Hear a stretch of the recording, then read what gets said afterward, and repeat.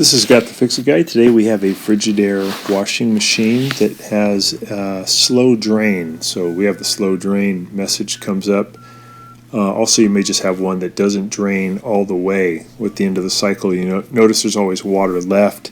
That just means that the little coin trap inside the machine is full of junk, and we're going to have to get in there and remove the coin trap so we can clean it out. This machine is kind of located underneath a cabinet, so I'm going to disconnect everything and get the machine fully disconnected from the drain, from the water lines, from the power, and then I'll be able to tilt it back and remove the coin trap. Some machines, the coin trap is really easy to get to. You don't have to do any kind of disassembly at all. You can just open up a panel in the upper or lower left-hand corner. And other brands like this one is a little bit harder. You've got to get into the machine. So I'm turning off these water valves fully to the right. I've got it unplugged, and then I'll remove the water lines off the back by just spinning them off with a pair of pliers. Now I got it up against the wall here. I'm leaning it back at an angle. So you got to lean it back enough so you know it's not going to come forward towards you. But I think it's still wise to support it with something underneath, so in case it did rock towards you, it wouldn't fall on your hand or fall on your head. So now we got it rocked back. Everything's disconnected. We have a panel on the bottom that's open. We can reach in there, and that allows us to do this procedure. So we got the plastic tub, and then below it is a black rubber tube that's bringing water from the bottom of the machine to the drain pump. In between that spin tube at the top, between the tub and the drain, inside that rubber tube is the coin trap. So I'm going to remove the little clamp that holds it on.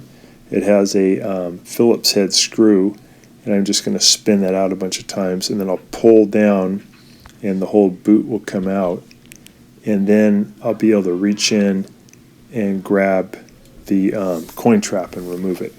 So I notice a bunch of stuff caught in there.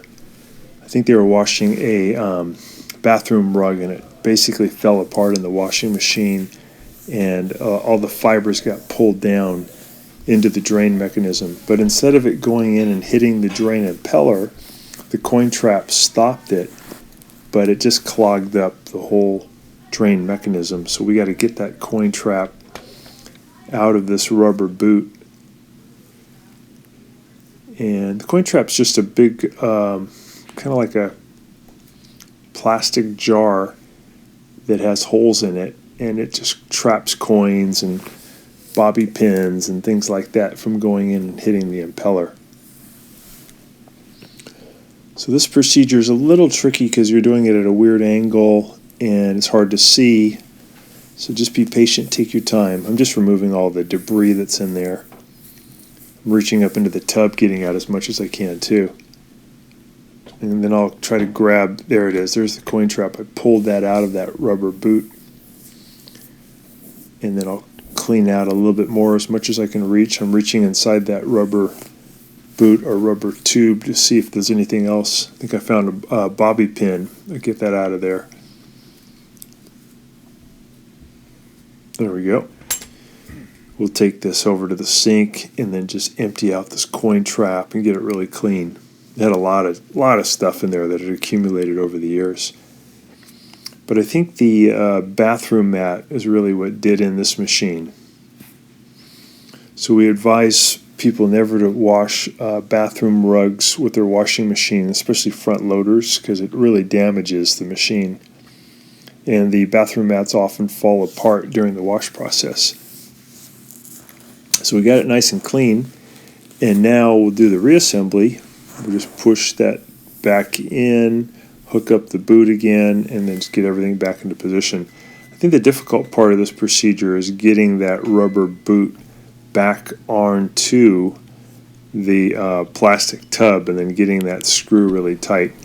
Before you put this all back together and reassemble it, I would make really sure that that rubber boot or rubber tube is firmly back onto the plastic tub, and that fasteners aren't as tight as possible, so you won't get any kind of leak.